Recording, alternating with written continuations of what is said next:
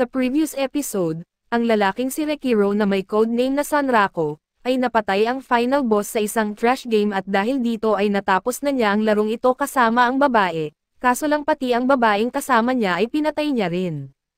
Isang babaeng may crush kay Rekiro ang palihim na sumusunod sa kanya sa laro at ginagawa nito ang lahat para mapansin lang siya ni Rekiro. Sa isang store hiningi ni Rekiro sa may-ari na bigyan pa siya ng larong trash game para laruin na niya ito. Kaso ni-recommend ng may-ari kay Rekiro na laruin niya ang hindi trash game at subukan niya ito baka mag-fit ito sa kanyang panlasa, dahil sa larong iyon ay ginanahan agad si Rekiro at nagpas siya na maging malakas at maging pangunahing player sa larong ito. At sa pagpapatuloy ng ating recap, si Rekiro at ang kanyang mga kaibigan ay nagtungo sa Prismatic Forest. Ipinaliwanag ni Penelgan na kailangan nilang hanapin ang isang madilim na lugar sa gitna ng lahat ng kumikinang na lumot at nang makita nila ang lugar, pinindot ito ni Pensilgan at lumitaw ang isang lihim na daanan.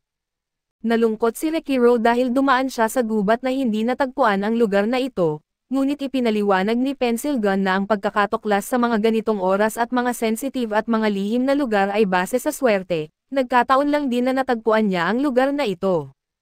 Hinamak ni Rekiro ang mga taong mas malas kaysa sa kanya subalit kinontra ito ni Katcho dahil sa nakakainis na mukha na ginagawa ni Rekiro. Pinatigil sila ni Pensilgan sa kanilang munting komedya dahil narating na nila ang kanilang destinasyon.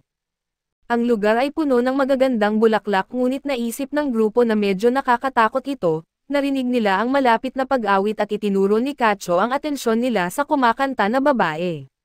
Dahil transparent ang babae ay nagtaka ang bida natin na may utak ibon kung ito ba ay bug sa kanilang god tier na laro. Naawa si Katcho sa kaibigan niyang mahilig sa basurang laro dahil palagi nitong inaakala na bug ang lahat imbes na dahilan sa plot.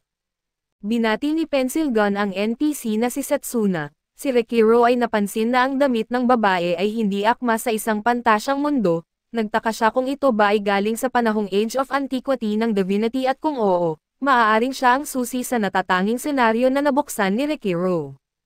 Nagpasya si Rekiro na magpakilala bilang isang taong may 100 kasanayan, ngunit binara siya ni Pensilgan at ipinakilala ang kanyang mga kaibigan bilang Stooge 1 at Stooge 2, sila ang kanyang lihim na sandata para tuluyang tapusin si Witherman.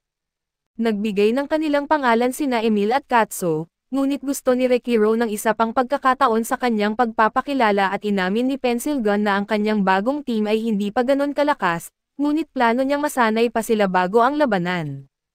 Ang babaeng multo ay nagsabi ng mga nakakagulat na bagay dahil hindi pa siya nakakatagpo ng taong may 2 beses na presensya ni Setsuna kapag binabanggit si Rekiro at bukod pa rito, kasama rin ni Rekiro ang anak ni Cinderella.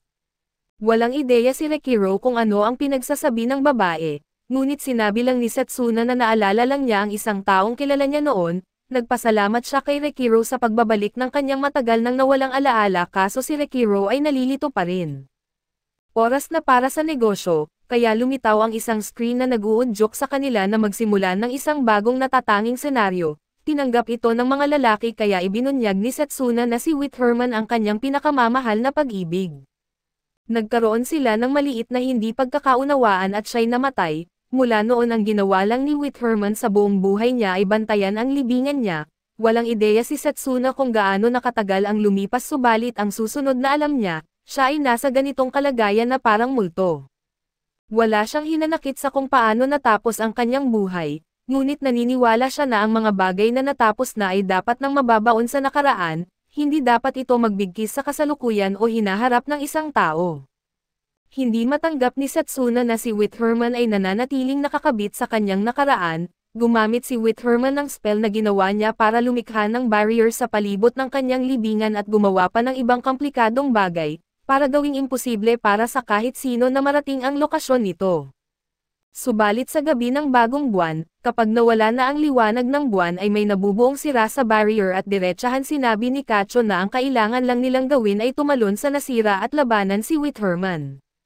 Sinabi na ni Setsuna sa kanila ang lahat at umaasa siyang sa wakas ay mapahinga na nila si Witherman. Sinabi ni Pensilgan sa kanya na wala silang pagkakatulad sa mga natalo na sumubok dati, at tiniyak niyang wawakasan nila ang lahat ng paghihirap na ito.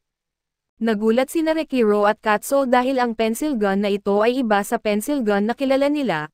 Ang pencil gun na kilala nila ay minsang naglagay ng NPC King sa likod ng kanyang karwahe para akitin ang kanyang mga kaaway. Siya rin ang pencil gun na nagtali ng NPC Princess sa chandelier para mabitag ang mga manlalaro na subukang iligtas siya. Ang katotohanang siya ay nakikipag-usap ng maayos sa isang NPC ngayon ay hindi kapani-paniwala para sa kanila, malalim nilang iniisip kung nagkaroon na ba siya ng kaluluwa, ngunit pinatikim sa kanila ni Pencil Gun ang kaparusahan sa pagtawa sa kanya. Nais ni Pencil Gun na pahirapan sila ng maraming beses, ngunit wala silang oras dahil kailangan nilang maghanda para sa laban kay Whitherman at ibinunyag ni Pencil Gun na minsan ay gusto niyang seryosohin ang paglalaro ng laro, may bagay tungkol kay Setsuna at sa kanyang kwento na talagang nagpapa-interest sa kanya. Mukhang medyo nahihiya si Pencil Gun nang aminin niya ito, ngunit sa tingin ni Rekiro ay ayos lang ito at sa kanyang pananaw, maganda ang magseryoso sa isang laro dahil mas masaya ang lahat kapag sineseryoso ito ng isang tao. Buong pagsang-ayon si Kacho at binigyang diin niya na ito ay bahagi ng kanyang trabaho bilang isang pro gamer, palaging naghahanap si Rekiro ng paraan para asarin ang kanyang kaibigan, kaya't tinukoy niya na si Kacho ay isang pro gamer ngunit hindi pa rin niya natatagpuan ang kanyang natatanging kakayahan. Nagkaroon ng pagtatalo ang mga lalaki at natigil lamang ito nang tumawa si Pilon sa kanila. Naalala niyang kasing tanga lang din sila tulad niya. Nagkaroon ng pagtatalo ang mga lalaki at natigil lamang ito nang tumawa si Pencil Gun sa kanila at naalala niyang kasing tanga lang din sila tulad niya. Naging seryoso si Pencil Gun at pinaalalahanan sila na haharapin nila ang isang halimaw na nagpapababa ng antas ng mga manlalaro sa level 50, isang bagay na hindi pa nangyari sa kasaysayan ng boss battle. Ngunit kumpiyansa siyang matatalo nila ito at lahat sila ay nagkasundong seryosohin ang kanilang misyon at magkaisa dito. Makalipas ang ilang sandali ay nagising si Rekiro at ipinaliwanag na siya ay nagpursigi sa pag-level up mula nang makilala niya si Setsuna. Araw-araw siyang nagpupuyat at sa wakas, nakamit niya ang level 51 samantalang si Kacho ay nasa level 46 na at kailangan niyang pagbutihin ang kanyang mga kasanayan, at sinabi sa kanila ni Emil na mayroong skill garden para sa paglink ng mga kasanayan sa Rabbit USA. Naalala ni Rekiro kung paano sinabi ni Pencil Gun na nakasalalay ang laban sa kanilang mga kasanayan, kaya determinado siyang pagbutihin ang mga ito at sinalubong si Rekiro ng kanyang ina na si Aka, na natutuwa dahil sinusunod niya ang kanilang kasunduan sa summer break. Binanggit ni Rekiro na wala siyang ibang pagpipilian dahil ayaw niyang pisikal na patayin siya ng kanyang ina sa kanyang laro. Si Rumi, ang nakababatang kapatid na babae ni Rekiro ay talagang nababahala tungkol sa kanilang inang nagtatago ng kanyang mga alagang insect sa kusina at napansin niyang tinitingnan ni Rekiro ang isa sa mga modelo sa kanyang magazine. Ang pangalan ng modelo ay Toa at ayon kay Rumi, siya ang pinakamagaling na modelo na nag-exist at may kaugnayan ang pangalang Toa sa pangalang Setsuna at nalaman namin na si Pencil Gun ay talaga palang si Toa. Ipinaliwanag ni Rumi na siya rin ay nagmomodelo ng part-time, ngunit kailangan niyang humingi ng tulong sa kanilang ama para sa mas maraming publicity at ang kanilang ama na si Shenji, ay umuwi at ipinakita ang malaking isdang kanyang nahuli. Nabigo ang kanyang mga anak dahil kailangan nilang kumain ng isda sa bawat kainan nila sa loob ng ilang panahon, sa kanilang tahanan ay mayroon silang kasunduan, isang patakaran tuwing almusal at hapunan sa linggo at kailangan nilang kumain at makipag-usap bilang isang pamilya. Kailangan ito dahil kung wala, maliligaw sila sa kanya-kanyang libangan at hindi na magkikita-kita at kailangang linisin agad ni Shenji ang isda, ngunit desperado na sinabi ni Rumi na gawin ito sa kusina. Sigurado si Rekiro na baka kakaiba ang tingin ng iba sa kanilang pamilya, ngunit sa tingin niya ay natagpuan na nila ang paraan kung paano gumana para sa kanilang sarili. Nagpasya si Rekiro na bumalik na sa SLF dahil 2 linggo na lang bago ang laban kay Whitherman. Tiyak na magiging mahirap ang labanan lalo na matapos ang impormasyong ibinigay sa kanya ni Pencil Gun, si Whitherman ay isang hindi tumitigil na pinagmumulan ng mga single-digit frame attack, mga instant death move at area attack. Gayunpaman, ang impormasyong ito ang nagpa-realize kay Rekiro kung saan ang perpektong lugar para mag-practice at ang basurang laro kung saan ang patuloy na glitches ay nagdudulot ng mga atake sa nakakabaliw na bilis, ang laro ay tinatawag na Berserk Online Passion. Pumasok si Rekiro sa larong kilala rin bilang Burp at binanggit kung gaano ito laging walang tao, wala man lang ibang manlalaro doon kaya nagpasya si Rekiro na haharapin na lang niya ang huling boss ng story mode. Bigla siyang nakatagpo ng isang random na manlalaro na ang pangalan ay Dragonfly. Ang batang ito ay sabik sa laban at ipinaliwanag na bago pa lang siya sa laro, hindi pa nga niya natalo ang huling boss at gugustuhin niya kung may bibigay ni Rekiro sa kanya ang ilang tips. Medyo luma na ang larong ito kaya't hindi makapaniwala si Rekiro na bago pa lang ang batang manlalaro at tinawag pa niyang endangered species.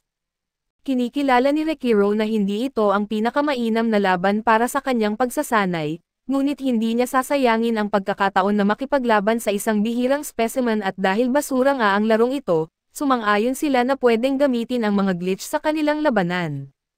Sinuri ni Rekiro ang batang ito at natukoy na siya ay may all-around na build, isang uri na lumilikha ng maraming glitches kaso inaakala ni Rekiro na hindi alam ng bata kung paano ito gagamitin. Nagsimula ang labanan kaso agad na nagulat si Rekiro nang sugurin siya ni Dragonfly.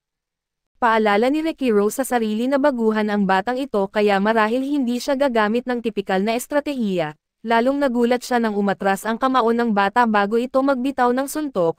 Ito ay isang teknik na nagbibigay daan sa manlalaro na lumikha ng bug na nagpapatagal sa kanyang braso na parang goma.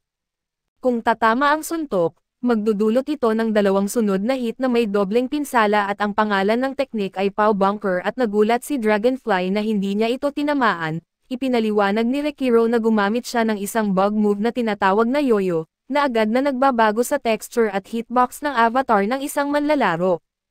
Kinikilala ni Rekiro na kaya ng batang ito na gamitin ang ilang pangunahing mga bug, ngunit ipinaliwanag niya na higit pa sa mga iyon ang larong ito at ang burp ay puno ng mga bug na natuklasan ng mga manlalaro sa pamamagitan ng pagsubok at pananaliksik, at plano niyang ipakita sa batang ito ang isang buong demonstrasyon. Kaso dito muna magtatapos ang ating recap, salamat sa inyong panonood hanggang sa muli.